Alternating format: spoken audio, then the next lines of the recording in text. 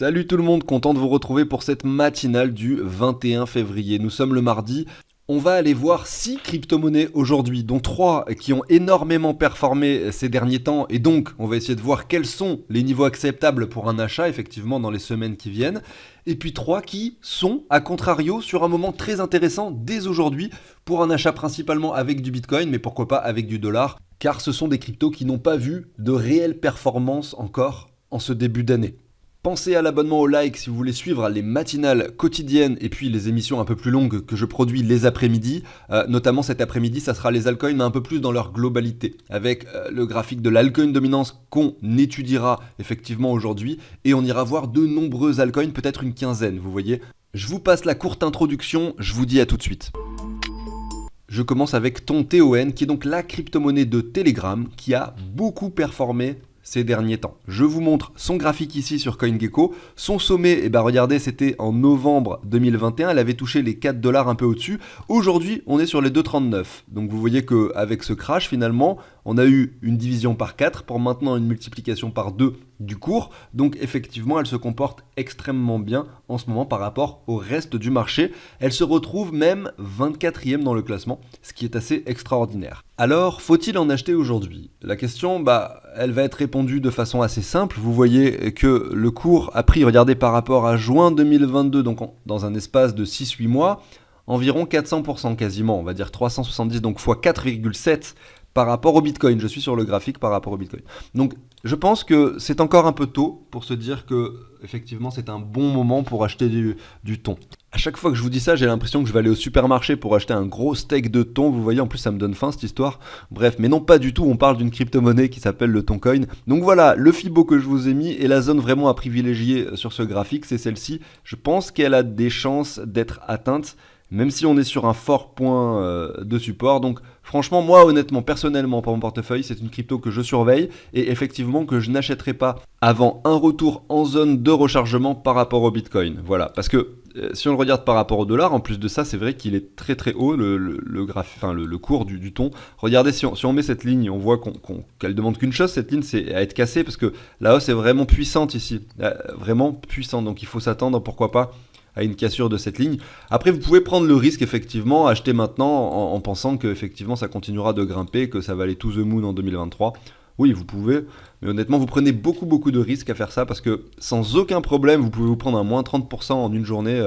Voilà, regardez ici par exemple, je vous montre en l'espace de 2 semaines, le cours avait pris moins 30% à cet endroit-là. En l'espace de 3 semaines à cet endroit-là, vous voyez, moins 22%. Donc vraiment, c'est quelque chose qui peut se produire, d'autant plus que ça fait des mois et des mois que cette crypto-monnaie monte. Maintenant, si vous avez vraiment peur de rater le train, allez-y, parce que derrière, c'est possible que vous ratiez un train, effectivement.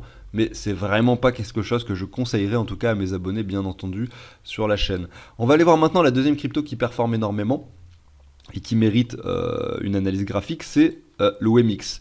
Sur un graphique long terme comme ça, vous voyez que WMX avait touché ici en novembre 2021 les 23 dollars. Aujourd'hui, on est sur les 2,58, mais dans le classement crypto, elle fait que de monter effectivement. C'est un projet qui a vraiment le vent en poupe, comme on peut le dire.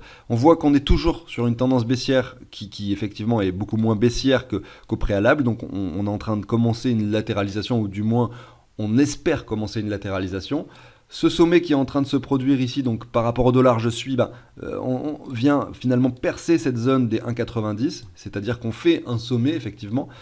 Là, tous les voyants sont dans le vert pour WMX. Ça me donne vraiment envie d'en avoir dans le portefeuille. Malgré tout, moi, j'achète pas des choses comme ça. Vous voyez que là, c'est exponentiel. Première bougie, deuxième, troisième. Chaque bougie est de plus en plus violente. Chaque bougie verte est de plus en plus violente. En plus de ça, regardez, nous sommes mardi et cette bougie verte est également extrêmement puissante. Il faudra s'attendre vraiment à un retracement, je pense. Donc les zones à privilégier pour un achat d'OMX, ça va être déjà d'identifier le top. On ne sait pas où il sera. Peut-être par ici, peut-être qu'on va faire un double top avec ce sommet-là. Donc on a encore, pourquoi pas, un potentiel de hausse assez important de 80%. Donc encore x2, c'est possible. Mais derrière, voilà, le retour du bâton sera violent avec des bougies violentes. Quand, je ne sais pas. Mais le retour à privilégier, ça sera la zone de rechargement. Ça sera peut-être entre les 1,98 et les 1,20$ si on vient chercher ce sommet-là. Et si par contre, admettons que finalement le sommet c'est maintenant et que cette crypto décide de terminer sa phase haussière maintenant, eh bien vous voyez que la zone de rechargement à privilégier sera plutôt entre le 1,19$ et les 76 centimes. Voilà. Donc c'est la deuxième crypto qui a le vent en poupe que j'ajoute dans mes coins à surveiller. Et avant d'enchaîner avec les 3 cryptos qui vraiment me semblent sur un moment très très opportun pour être acheté dès maintenant, eh bien, je vous montre la 3e crypto qui a le vent en poupe en ce moment. Alors là c'est le stablecoin du projet, c'est Frax. Frax USD, on voit qu'il est à 1,03$, donc c'est un mélange de stablecoin algorithmique puis également backé par du collatéral. Évidemment, ça mériterait, on va dire, des recherches plus approfondies pour vraiment mettre son argent dans ce stablecoin-là, en tout cas pour ma part. On voit qu'il est à 1,03, donc ça veut dire que il y a peut-être de l'arbitrage à jouer sur ce token. C'est-à-dire, si vous en avez, pourquoi pas le revendre maintenant pour ensuite le racheter à 1, ça vous fait 3% de performance de façon ultra sécurisée. Vous voyez, c'est ça qui est cool aussi avec l'arbitrage de stablecoin. Je me suis rarement amusé à le faire, mais honnêtement, ça peut être très intéressant. Vous voyez, quand vous avez par exemple sur certains sites des rendements par exemple de 8% annuels, j'entends, et bien effectivement vous pouvez faire bien plus sur une année en essayant de jongler entre les différents stablecoins. Par exemple, admettons, je vais prendre comme ça un exemple au pif. J'ai par exemple 50 000 euros de mon portefeuille crypto, c'est 50 000 euros. En ce moment, j'ai 10 000 euros de stablecoin. Et ben, j'en prends 1000 sur 10 stablecoins.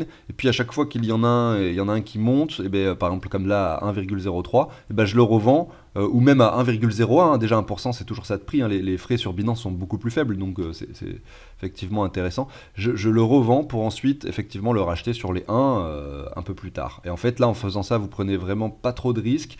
Et ça vous permet de faire fructifier votre portefeuille sans prendre de risques et de façon très simple. Simplement, vous faites de l'arbitrage.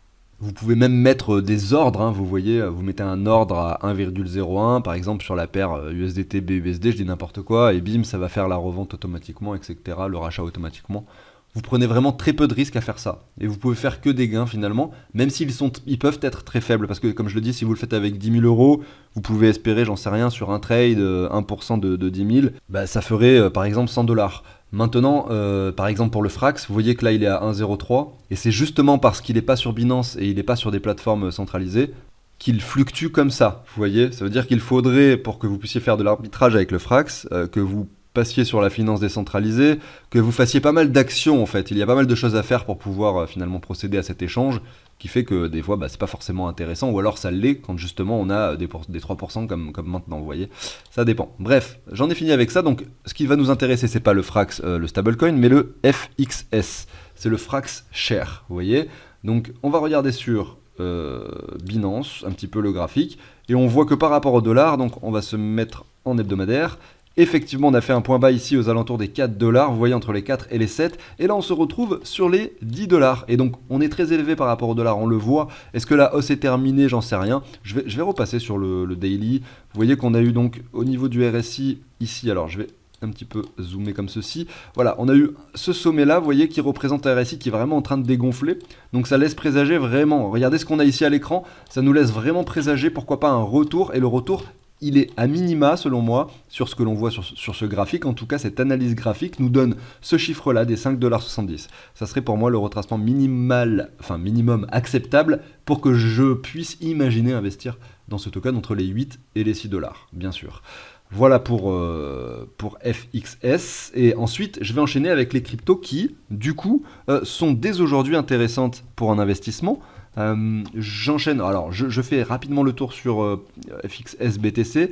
Vous allez voir que c'est pas tout à fait pareil. Ici, voilà, on est presque sur cette ligne de support. Donc, si vous avez du Bitcoin, et ça en fait, il faut comprendre quelque chose, c'est que ces derniers temps, le Bitcoin a beaucoup performé. Et plus en fait que les altcoins et que les autres cryptos. Et du coup, c'est normal d'avoir des niveaux forcément beaucoup plus intéressants en ce moment sur les achats avec du Bitcoin plutôt que des achats avec des dollars. Donc c'est vrai que là, on voit que par contre, si vous voulez en acheter avec du Bitcoin, vous avez ce niveau des 40 000 Satoshi qui semble relativement pertinent. Derrière, on peut très bien casser ça. Et c'est pour ça qu'il faut toujours se mettre plusieurs paliers. Regardez, si je prends le Fibo juste avec cette hausse-ci, vous avez la zone de rechargement entre les 39 000 et les 32 000 Satoshi un petit peu plus bas. On peut réintégrer cette zone sans problème également. Attention, c'est pour ça qu'on se met des paliers au fur et à mesure de nos investissements. Maintenant, je vais continuer avec les 3 cryptos qui sont intéressantes en ce moment. On a vu ces dernières semaines beaucoup de nouveaux projets qui surperforment. Effectivement, en 2022, pendant le bear market, on a eu également une petite phase haussière sur les altcoins et c'était plus les anciens projets effectivement qui performaient. Donc vous savez que c'est des cycles et qu'effectivement je spécule sur le fait que les anciens projets vont de nouveau rentrer dans la partie. Et je parle ici de 3 tokens, notamment AAVE. Par rapport au Bitcoin, regardez comme c'est joli, il est en train de s'écraser, de s'aplatir, de montrer un manque d'intérêt évident. Et c'est ce qu'on recherche pour un investissement, bien sûr. Regardez, on peut s'imaginer quelque chose comme ça, vous voyez. On est vraiment sur une tendance baissière qui ralentit, une latéralisation qui débute avec, regardez, ce point bas bien plus haut que le précédent. Donc là, on est par rapport au Bitcoin. Donc très très bon niveau aujourd'hui sur AAVE. On peut regarder ce que représentent les niveaux actuels. Si je prends simplement cet écrasement, il faudrait zoomer même sur quelque chose de plus court. On est revenu dans la zone de rechargement. On a rebondi d'ailleurs très très puissamment sur cette zone. Et là on est encore en train de chuter, de latéraliser sur les mêmes niveaux approximativement. Donc AAVE, très très intéressant. Maintenant, comme je le dis en ce moment, par rapport au dollar, ça l'est beaucoup moins. Malgré tout, on va quand même le regarder. Est-ce que on a quelque chose de pertinent ? Eh bien, par rapport au dollar, c'est pas si mal, même si effectivement ces dernières bougies finalement font que nous sommes sur un point de résistance court terme. Et donc par rapport à l'acheter avec du dollar, c'est beaucoup moins pertinent. On a fait un double bottom ici, et ça c'est très propre. Il faudrait vraiment attendre cette cassure là pour avoir cette confirmation par rapport au dollar ici de AAVE, parce qu'on est un petit peu dans une zone finalement à ne pas privilégier habituellement, en tout cas sur du court terme. Soit on attend de voir la cassure, mais elle peut être très violente à ce moment-là. Voilà, vous attendez pourquoi pas le retour sur neckline. Voilà, beaucoup de choses ici qui me... Ouais, par rapport au dollar, moi comme je vous le dis de toute façon, j'ai pas envie d'aller mettre de l'argent frais dans le marché en ce moment. Il y aura des opportunités, c'est mon point de vue et je me trompe peut-être. Il y aura des meilleures opportunités, je pense, courant de cette année 2023 pour aller investir avec de l'argent frais, donc du dollar. La deuxième crypto qui est très intéressante aujourd'hui pour un investissement, par rapport au Bitcoin également, on va voir aussi par rapport au dollar ce que ça donne, mais c'est le DOT. Le DOT, pourquoi ? J'en ai ajouté hier dans le portefeuille. Parce que c'est un projet qui, je pense, a un avenir certain, qui, regardez-le ici, nous montre une jolie ligne de support. Malgré tout, la latéralisation a débuté, on fait un double bottom, c'est propre. Et on est très très bas sur le graphique ici, encore plus bas que pour AAVE, on a l'impression qu'on s'écrase, que regardez sur le RSI également vous avez un sentiment de reprise qui semble s'opérer. Beaucoup d'éléments qui m'indiquent effectivement que c'est beaucoup plus intéressant d'acheter du DOT, évidemment que du WMX. Vous voyez directement le graphique ici. Avant de passer sur la dernière crypto, je regarde DOT USD, voir ce que ça donne. Vous voyez que ici, pareil, la performance récente du secteur de la blockchain et des cryptos fait que c'est beaucoup moins intéressant qu'il y a quelques semaines. On était sur les 4 $, on est déjà sur les 7. Mais dans sa globalité, effectivement, on a cette ligne qui peut pourquoi pas faire office de support. Donc avec de l'argent frais, peut-être que le niveau des 6 $ est très intéressant. On est quand même sur les 7,33. À voir, comme je le dis, c'est toujours en ce moment, on le sait, beaucoup moins cool d'acheter avec des dollars plutôt qu'avec du Bitcoin. C'est pour ça d'ailleurs que fin d'année 2022, je ne cessais de dire que, en tout cas c'est ce que j'ai fait moi personnellement, sortir des altcoins. Alors je suis sorti pas mal de l'Ether, mais parce que c'est celle que j'avais le plus en quantité, mais j'ai essayé aussi de trouver tous les petits projets où certes j'avais aussi pas mal perdu d'argent, mais pour transformer ce que je pouvais en Bitcoin. Maintenant que c'est l'inverse qui se produit, que le Bitcoin prend plus de valeur que les altcoins, c'est l'inverse que j'essaye de faire également, c'est-à-dire plus essayer de me concentrer sur les altcoins. Donc la dernière crypto que je vous passe, c'est le Dogecoin. C'est pas une crypto sur laquelle j'avais imaginé investir un jour, mais écoutez, elle a énormément performé lors du précédent cycle. Donc on avait beau dire c'est un meme coin, ce projet ne sert à rien, et on a quand même vu, regardez à l'écran ici, alors je vous montre, c'était vraiment incroyable quand même. 12 000%, ce qui fait donc fois 120 à peu près, 130. Donc c'est quand même incroyable. Et aujourd'hui, on revient sur les mêmes niveaux ici que février 2021. Et on latéralise. Et ça, le graphique parle de lui-même, nous montre et nous dit, c'est intéressant, pourquoi pas, d'accumuler du Dogecoin en ce moment, puisque on peut très facilement observer cette phase de latéralisation qui s'opère. Alors on va prendre la clôture, vous voyez, je vais me mettre en ligne par exemple ici, vous voyez bien que cette ligne est pertinente à la fois par ce point de support, ce point de résistance. On peut se mettre celle-ci également qui montre ce double bottom sur lequel nous pouvons jouer de nouveau, mais on est sur un range qui latéralise et on peut espérer pourquoi pas une cassure de ce niveau, ce qui traduirait un W très joli et très propre ici par rapport au dollar. De plus, le Dogecoin a eu une poussée un peu, on va dire, qui n'était pas prévisible, à un moment où finalement il ne se passait pas grand chose, où on est passé, regardez, des 6 ici aux 14 centimes en l'espace d'une semaine. Ça, c'était au mois de octobre 2022. Et on sait que le Dogecoin aime bien avoir ce genre de bougie se dessiner. Il vaut mieux donc investir, si vous souhaitez spéculer sur ce token, sur des moments où il ne se passe rien, un peu comme c'était ici le cas, ou ici le cas, pour simplement attendre effectivement ce genre d'événement avec une semaine extrêmement bullish, et à ce moment-là revendre une partie en tout cas de ces Dogecoin. Et ça me semble vraiment très intéressant. Et en plus de ça, le graphique de Doge par rapport au Bitcoin, il est fabuleux. Et je vais vous montrer pourquoi il est fabuleux. Parce qu'en octobre, cette poussée, elle était, comme je vous le dis, un peu imprévisible. Le Dogecoin est monté tout seul. Le Bitcoin, lui, ne faisait rien à ce moment-là. Et regardez, on retrace maintenant. Donc on retrace et on revient où? J'aimerais bien vous mettre un cercle ici. Je sais qu'on peut mettre des cercles, mais j'ai jamais vraiment réussi à gérer ça. Ou une ellipse. Est-ce qu'on peut faire ça? Non, j'ai jamais vraiment réussi à gérer ce genre d'outils sur TradingView, mais on peut essayer quand même, on peut essayer. Ouais, non, j'arrive pas forcément à le faire correctement. Quoique là, elle est pas si moche. Mais bref, vous avez compris l'idée, vous voyez un petit peu cet arrondi là sur le graphique, qui est très très propre, très très joli. La latéralisation qui a bien débuté déjà, on peut le dire, depuis un petit moment, quasiment un an, avec quand même un bottom ici ultime en juin 2022. Mais malgré tout, regardez, une résistance qui s'est dessinée sur cet arrondi, vous voyez, qu'on peut se mettre comme ceci. Et si on le prolonge, on voit bien que là, on est sur le point de support qui semble peut-être être un point de support ultime sur lequel j'ai très envie de recharger avec de grosses sommes du Dogecoin. Mais vu que je suis quelqu'un de raisonnable, j'en ai pris quand même des très petites sommes hier avec mon portefeuille perso. Voilà, donc j'arrive sur la fin de cette émission où je vous ai montré 6 cryptos, 3 cryptos on va dire assez récentes et 3 cryptos beaucoup plus anciennes. On sait qu'il y a des cycles qui s'opèrent, que peut-être le cycle des cryptos anciennes pourrait arriver prochainement. Peut-être que vous n'y croyez pas du tout à ça, d'ailleurs n'hésitez pas à me dire dans les commentaires ce que vous en pensez. Mais en tout cas, c'est toujours bien diversifié et malgré tout de ne pas oublier que les graphiques parlent d'eux-mêmes et ne pas céder à l'euphorie quand on voit un nombre de bougies vertes comme c'est le cas par exemple sur Wemix en ce moment avec par exemple en termes de performance sur l'espace de 6-7 semaines 1 x 8. C'est beaucoup trop. 8 semaines, ça veut dire que chaque semaine, par rapport à son prix, donc ici, donc c'était en novembre, chaque semaine, il fait 1 x 2 par rapport à ce prix-là. Il multiplie encore ce prix-là par 2. Vous voyez, c'est quand même un truc de fou, non? Donc attention à ne pas céder au FOMO.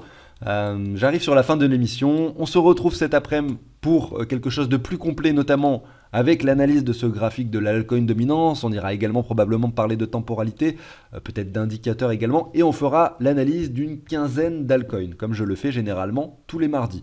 Je vous souhaite une excellente journée, je vous dis à tout à l'heure, ciao tout le monde.